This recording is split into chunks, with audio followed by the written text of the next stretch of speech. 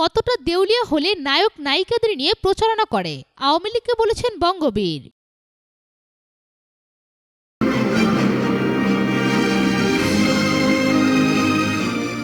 কৃষক শ্রমিক জনতা লীগের সভাপতি বঙ্গবীর কাদের সিদ্দিকী আওয়ামী লীগকে উদ্দেশ্য করে বলেছেন, একটা দল কতখানি দেউলিয়া হলে সিনেমার নায়ক নায়িকাদের প্রচারণায় নামায়।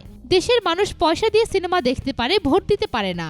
আজ দুপুরে জাতীয় প্রেসক্লাব মিলনায়তনে বাংলাদেশ সম্মিলিত পেশাজীবী পরিষদ আয়োজিত জাতীয় সংসদ নির্বাচন ও পেশাজীবীদের করণীয় শীর্ষক আলোচনা সভায় তিনি এসব কথা বলেন। বঙ্গবীর বলেন, মমতাজের মতো জনপ্রিয় শিল্পীও নৌকা প্রতীক ছাড়া মাঠে দাঁড়ালেও ৫,০০০ ভোট পাবে না।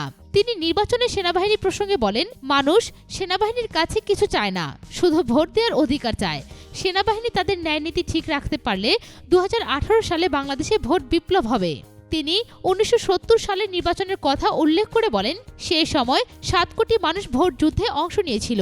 ২০১৮ সালে ১৮ কোটির মধ্যে ১৫ থেকে ১৬ কোটি মানুষ ভোট যুদ্ধে অংশ নেবে। এ সময় বঙ্গবীর কাদের সিদ্দিকী ভোটারদের প্রতি অনুরোধ করে বলেন, ভোট দিয়ে চলে আসবেন না, ফলাফল নিয়ে ঘরে ফিরবেন। উৎস breakingnews.com। নির্বাচনের সব খবর সবার আগে পেতে ফ্রিকি নিউজের সাথেই থাকুন। ধন্যবাদ।